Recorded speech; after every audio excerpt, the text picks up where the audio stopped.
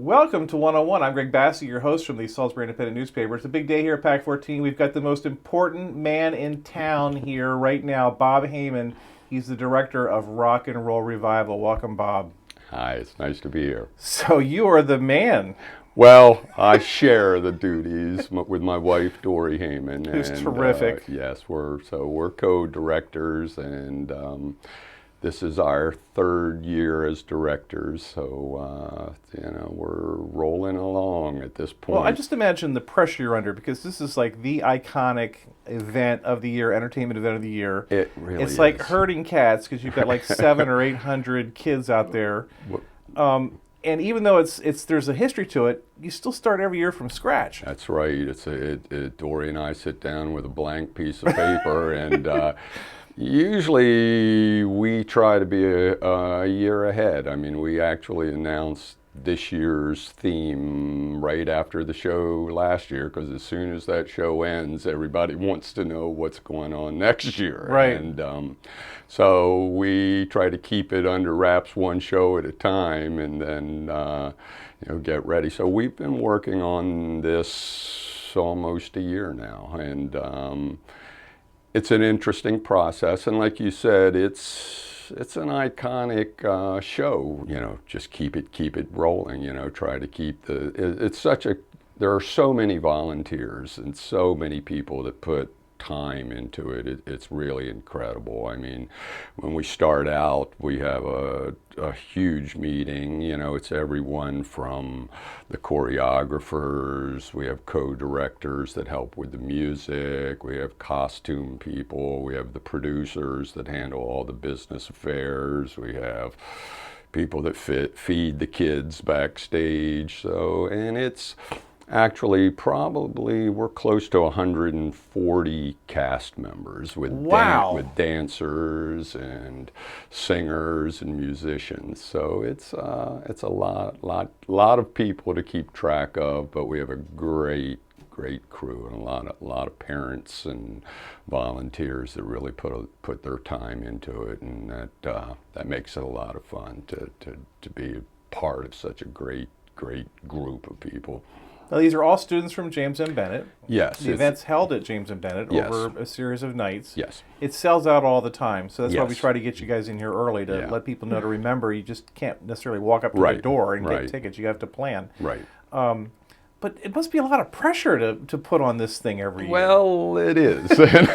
So, it's never bad. I've never been to a bad one. Well, and it doesn't start off, in the fine, in the way people come in and see it. So it's a molding process from the beginning. We start with auditions in October. And so we bring in the musicians and the singers and the dancers and hold auditions, and we usually get more people auditioning. I mean, we're limited with the cast. There's only so many people we can fit backstage, and and it's hard to have to narrow it down. We try to include as many people as we possibly can, and so from that point on, once we have auditions, we have to assign the parts. We usually have a rough set list. We have a theme. This year's theme is Best Summer Ever. So we're really going with a summer theme, summer songs, and look on stage. And so after auditions, we have to, because you really don't know who you have until after you hold auditions. Right. And then we go through the process of actually narrowing down the songs. We try to keep it to a 2-hour show, and that sort of ends up my job of keeping the time down, and and that's hard too, because you have, it's like you have a group of songs and you love these songs. You go, well, okay, it can only be so many, and then Dory does the job of assigning the lead vocalists, and I do the musicians, and Katie and Allie Nuttall are the choreographers, so they work with the dancers, and we have a stage crew, so we have stage managers, so we have to get people that are going to be moving the sets and helping out backstage. So we put all that together after auditions, and we try to have the show finalized by Thanksgiving, and that's when we've announced who's going to be on the cast, and we have a big meeting right before Thanksgiving to pretty much reveal what the show's going to be and everybody's assignments and what they're going to be doing. December we start vocal rehearsals. Dr. Nick Dudas is our vocal coach. Works with putting the harmonies and stuff, and he and Dory work real close together. What a great guy he is, too. Oh, he's fantastic, and he's a huge asset to the show. And he also is a great keyboardist. And I didn't know that. Okay. Oh, yes, and so he works with the keyboard players and helps get that stuff together. We have Doug Miles, who's the school's band director, and he works with the horns and strings, and I'm a guitar player. I work with the guitarist and bass. We have a guitar technician, Rusty Morris, who helps on stage during the show with the guitar players. And so many people, I don't want to leave anybody out as I'm naming all these people that really help us. And so at that point, we do the vocals through December, try to get at least all the harmonies, and it's a pretty massive group, and so then we'll have the holiday break, and then after New Year, really that first day after we get back from in January, it becomes 7 days a week until showtime. So a lot of vocal rehearsals, ironing out all the parts, and so it's a lot of fun to see it come together, because it's, we give them the music and then we just sort of have to fine tune it as we're going along. This week we had the lights and sound company come in, and so we start working with the staging, and really, because a lot of us are working independently, we're working with the band and with the singers and the dancers and the crew, and really not until this week do we put the whole puzzle together, and and that sometimes takes a little bit of tweaking and figuring out, okay, where things are working, where we have to make adjustments, and the kids, parents, it's a big commitment for the cast, and and we're so appreciative of the parents that get them there, because like I said, they can be every night. Now everybody's not in every song, so there are sometimes off, but we have a few people that are very talented that we use a lot, and so they're really working hard, and so we're hoping, that it all comes together by showtime. How does the auditioning work? Do you build the big machine and then you audition to fill like a cog? Well, or do you take figure out what the person's talent is and then build the show based on their talent? Well, it's funny. The first year I came in, Dory and I came in, we shadowed the previous directors, and I remember walking into that first audition and really thinking, how do they even remember all these people's names? Right. But the nice thing is it seems like they always return. Right. Okay, so you get ninth graders, and that next year you watch them, so you've had them for a little while, and you've got new people coming in.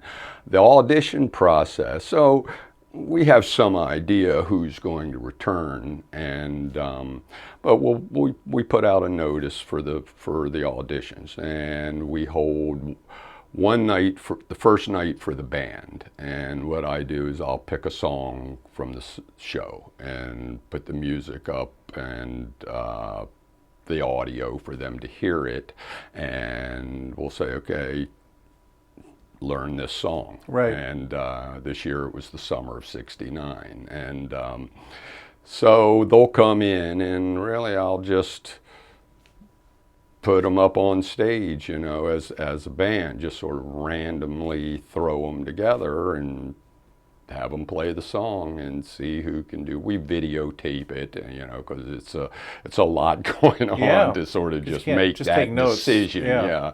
And really, we might have 8 or 9 full sets of bands that we run through there. Yeah. And so we'll come home, I'll look at that, sort of make a evaluation of what we've got, and you know, how many guitar players do I need, or how many guitar players can we handle, you know, and you know, same with bass players. So we don't use the same musicians throughout the whole show. Yeah, you'll see that. There'll be a guitar player, and then like he's disappeared, and like the 5th number, he's back. Yeah, we've got 3 bass players, we've got 4 drummers. So we rotate that in and out. Oh, drummers. Nick Dudas' son, Nick Dudas Jr., actually is our percussion coach. I knew I'd forget someone, so, but when I brought the drummers up, he does a great job with the percussionists and drummers.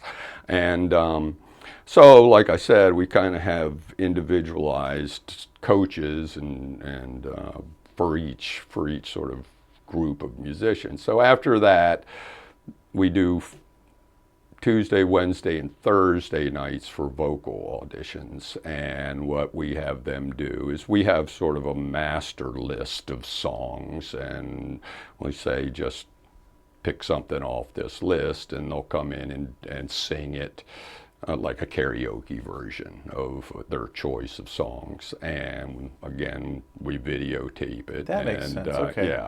Yeah, because it's a lot to take. You know, I think we've got 60 singers this year in the cast. So, and same way, we'll Dory and I go home, we'll look through those videos and just figure, okay, that person would be good for that song. It's really nice when somebody comes in and kills a song. Right. Makes it easy. And and we go, okay, that's in the show. Right. You know, we don't have to do anything. Right. We don't have to, you know, and so that's all. Those are easy, and we had a few of those this year. And so at that point, we have to kind of turn this list of songs into a coherent show that kind of makes sense with the theme and everything. Right. I guess there's a formula, because there's always a boy-girl song or 3. Right. There's a boy who sings, you know, and then to me, those young women who sing who just blow you away. Yes. So you must be looking for those all the time. Well, there are more girls than there are boys that audition for singing, you know, and so, you know, male vocalists are fewer of them, and so they might get more time. And the strange thing is, well, it's not really that surprising, is when you go through popular songs, there are a lot more male songs than there are female songs. So, you know, we're trying to, you know, and it's not to say that a female can't sing a song a male, you know, so sometimes we have to do that. And again, we try to include as many people as we possibly can. And, you know, so there will be co-leads and, you know, certain songs that they share. And so it's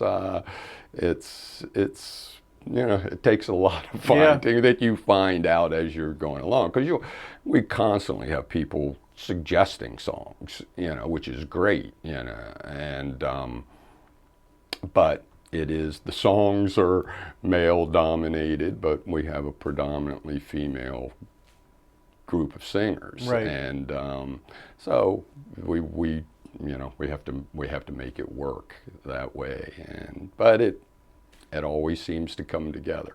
What's really going on here is a character development for these kids. Yes. Now, I would see friends of my kids, they'd come in the house, they'd be shy, and then they're on the stage at Rock and Roll Revival, and it's like, who is that? Yes. What happened? You know, that transformation is just incredible. Well, it's they come in and, you know, some of them come in at ninth grade, and, you know, they get up there and they've never been in anything like that before, and it's understandable to us, you know, that they're not used to performing. You know, they may have sung in their bedroom or, you know, at church or somewhere like that, but this is a performance, and we have to pull performance skills out, and we have to say smile, you know, don't, you know, you just can't stand there, you know, and so we developed that, and I'm telling you, the most rewarding thing is to see them grow. You must really enjoy that. Yeah. You know, the seniors this year, I mean, I can look back on them and when they were in ninth grade, and the difference is night and day. So that's a huge asset of the show, you know, not only the fundraising for the school, but some of them may never be able to be in a production like this ever again, because it's first class all the way around. I mean, I tell them, you know, I've been a performing musician my whole life. I tell them, it's not always like this. You know, you're being catered to, you're being taken care of. We try to put them in the best light that they possibly can be in, and like you said, friends, parents will go, I've never seen my kid look like that before. And we have a great group of costume directors, Beth Scheller and Audra Phippen, who've been with us. And so they get outfitted, they get wired up with their microphones. And you mentioned Beth Scheller, her daughter Zoey was one of the ones I'm thinking of, where she was very shy and very polite. And then, like, suddenly you're sitting there, and she's walking among the crowd with a microphone, belting something out, and you're like, oh my, who is this? Well, because the perfect example, because the first year we came in, Zoey did it was a big, ballad type thing. And for her senior year, we said, Zoey, do you want to do a rock song? You know, something outside of that. You know, we try to show them in different lights. And she said, oh, absolutely, and she just was killer that year. So she's a great girl. Just a talent, you know, among people you didn't know would have that ability to do that. And I've said this before. When you're sitting there, you kind of will catch yourself. You think, am I at the Hippodrome or am I on Broadway? I mean, like you lose it just for a minute. You forget you're in Salisbury, and these kids are up there, and they seem like adults.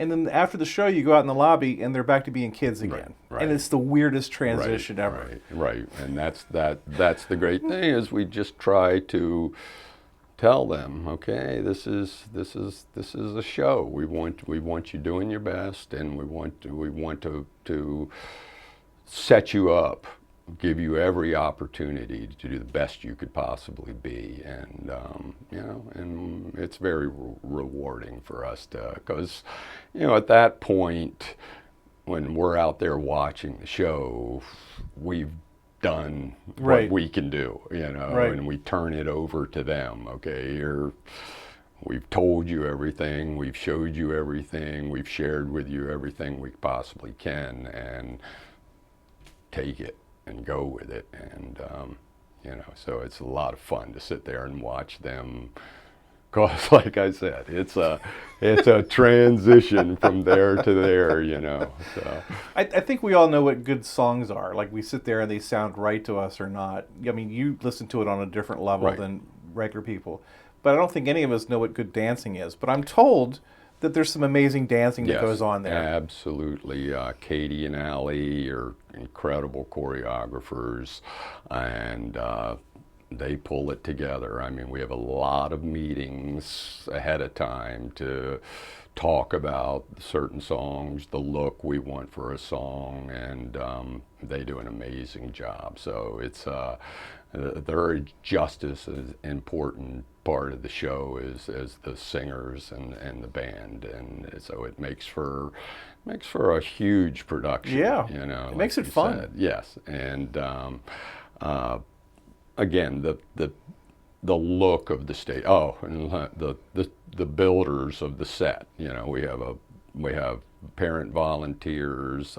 Don Messick of Messick Builders heads up that group of guys, and they come in on Saturday mornings and start from scratch and build that set on the stage. And then we have the art class from Bennett. They actually will submit to us. We'll give them the theme, and they'll start submitting to us the artwork to put on the set. And so we'll go through that. And so that's all students that do the design, and they'll come in and put that all up. So really it's and Tracy Saylor, I mean, she's beautiful photographer. Yeah, she's got she great pictures of seeing it come together step by step. And you know, when you finally sit back and see it all done, it's really pretty amazing. Now, I think of the parental pride, because I mean, my kids never performed it, but my son was in the art major and